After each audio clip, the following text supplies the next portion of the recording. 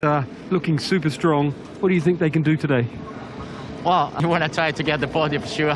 He race here in Misano. We modify a bit because at the last we have a lot of right side and left side. We saw today the weekend. Fernandes in qualifying yesterday. That is really costly because he's got the pace to win. Yeah, very. By you telling us about this tribute, Everything that we idea what you believe your riders can do today.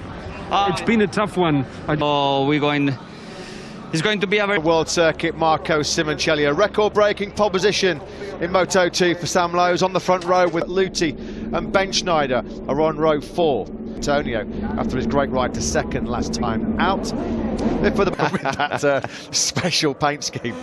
Successive wins in Moto2. Thomas Homark on there, just starting from the lights are ready. They go out. Good start. It looked like there from Sam Lowes and his teammate. Turn 1 and Fernandes at turn 2. He's up into second spot behind Lowes. So despite an initial good, Raul Fernandes is just one place ahead of Celestino Vietti. And Aaron Canet then does hit the front on the brakes into turn 8. Moving up into what looks like the top 6, it's Aaron Canet that leads, number 44 looking for his first. When he was on the podium behind Raul Fernandes, and he's making the early pace here as well. From Gardner, he goes ahead of Tom Luthi into 12th.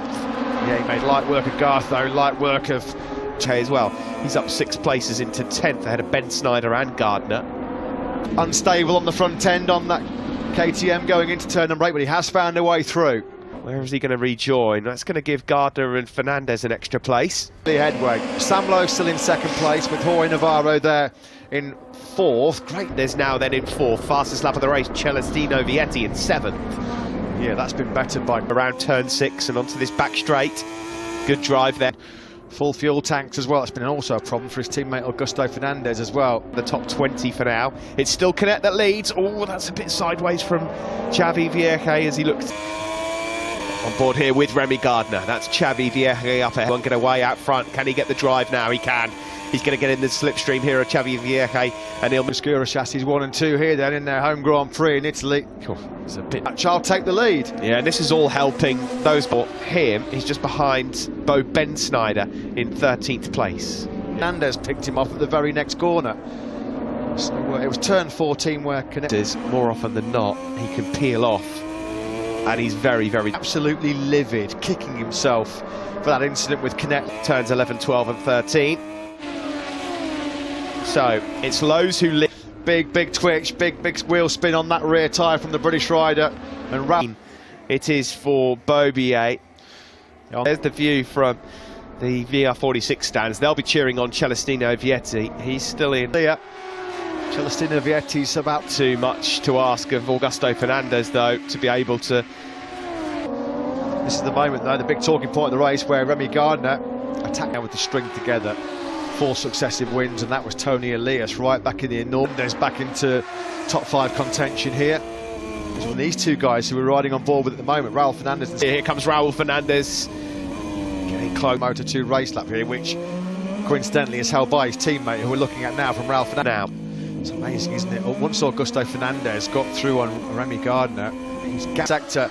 You just wonder whether now Raul Fernandes is going to seize the advantage he is on the inside. That all came from the mistake. That's a sorry sight, isn't it, for Hector Garso? The brilliant Sunday afternoons here on the Adriatic Cup. This is the move. This is what the reason why he's been given the penalty. Some Chantra unhappy. No! You believe it? Remy Gardner's just been given a long lap penalty, and Raul Fernandes is destroyed. This is it then into turn 8. Raul Fernandes, and he loses it on the brakes. It just a total wreck, straight up and down in the braking zone for turn number 8. Straight up and down crash. Did he clip the white line as Remy Gardner takes his long lap penalty? An entire season could come down to just wins, and on course for a 4th successive win. It's down on Remy Gardner. Wow. Incredible.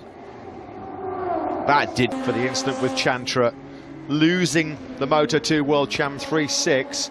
He's trying to keep Vietti at bay for that final pole. Yeah, guys, he clearly locks, obviously. One last thing, 3rd time watching that. The Aussies moved down to 8th place. And a big mistake by. That was such a shocking crash for him. I think he's just trying to his civvies, and I think he's probably just relaying back there the same as what Simon said He would not have made that kind of elementary mistake. No. Well, I mean, You wouldn't think so, No, but- you wouldn't think. How many times did he barrel roll through as well at high speed? Leeds looking for his first ever Moto2 victory, and another rear end moment there, and that could be curtain. Came out of this turn 10. Oh, That's allowed Celestino Vietti up into third, and look who's coming into the party. in battle, and the pressure is really mounting now. Augusto, because out of nowhere he lost a massive Great end to the season so far for the number 37. pace. He's a second quicker than his teammate Sam Lowes. After that big mistake coming out of turn number 10. Rear, that was on the front. This has been from Augusto Fernandes, worried to win here, having gone through the long lap. Stunning performance, Valley emblazoned all over. That take this victory, because there's been 3 or 4 big moments. The Brit on the Elfmark VDS machine, a 36.4, 5 tenths quicker than for the next 3 laps. Here comes the move then from Sam. There's that front end moment. Offers a bit of a scare. He's really determined today, isn't he? Fernandes still looks like it's just a bit too big, but again, on this last Classic front end wipeout going through turn number 15. Not the outcome. Yesterday, I think it was a bit of a key point because of front tire, which normally he never used because he doesn't like there is too much movement. Everyone has been using it, but I think it's a premiere for Dunlop. He will come, and Augusto, after his long lap, was End for Elfmark VDS Racing. His 22 years this week. Look at this. I can't, unless I'm missing something, I can't see what. Was that why he checked up? Was the bike? Was the bike, yeah. Was the just bike start- Great job that by Celestino Vietti. Really, not been his weekend at all. A big crash at turn 9 in qualifying yesterday.